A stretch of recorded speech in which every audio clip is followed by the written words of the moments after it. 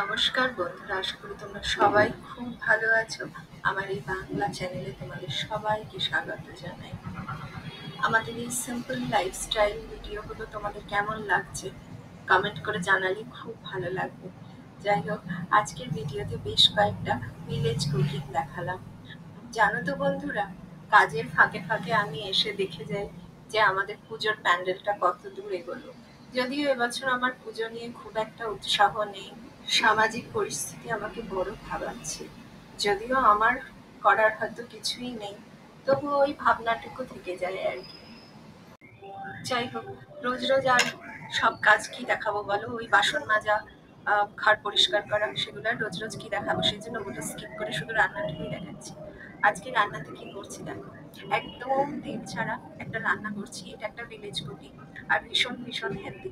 তো প্রথমেই আমি কি করেছি, সমস্ত সবজিগুলো ভালো করে ধুয়ে কেটে নিয়েছি বড় বড় করে। এরপরে একটা পাত্রে গরম জল করে তার মধ্যে নুন হলুদ পরিমাণ মতন দিয়ে আবার ঢাকা দিয়ে সেটাকে ফুটতে দিয়েছি। জলটা ভালো করে ফুটে গেলে তার মধ্যে সমস্ত সবজি এক এক করে এর মধ্যে দিয়ে দিলাম। আবার ঢাকা দিয়ে ফুটে যাওয়ার পরে বাটা মসুর ডাল দিলাম। এই মসুর ডালটা আমি আগে থেকে 15 মিনিট মতন ভিজিয়ে রেখেছিলাম। তারপরে খুব ভালো করে ধুয়ে একটা কাঁচা লঙ্কার সাথে ভালো করে বেটে নিয়েছি, আর সেটাই আমি এই ফুটন্ত গরম জলটার মধ্যে দিয়ে দিলাম। এবার ঢাকা দিয়ে সেদ্ধ হওয়া পর্যন্ত রান্না করতে হবে। এটা এত শরীরের জন্য ভালো, কি বলবো, কোনো রকম গ্যাস বদহজম কিচ্ছু হয় না।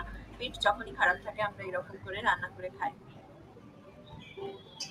জানো তো বন্ধুরা, আজকে লাঞ্চের মেনুতে আরো দুটো রান্না আছে।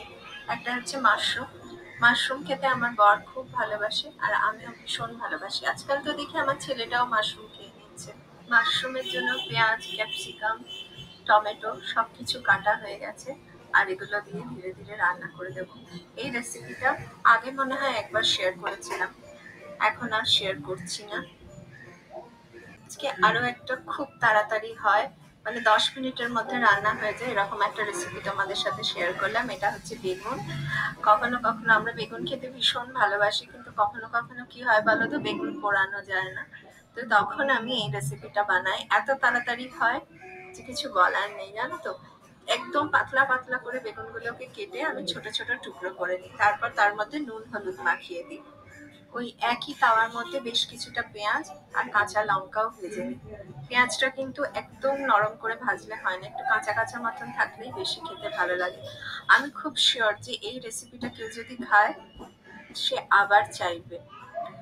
এরপরে গরম গরম ভাতের মধ্যে কিছুটা বেগুন ভাজা আর কিছুটা পেঁয়াজ আর একটা কাঁচা লঙ্কা দিলেই ব্যাস।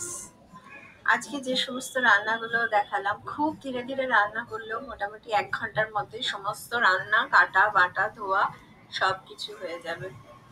হাতে সময় না থাকলে এরকম করে রান্না করে খেয়ে দেখতে পারো, আর আমাকে অবশ্যই কমেন্ট করে জানিও বন্ধুরা যে তোমাদের আমার ভিডিও কেমন লাগছে।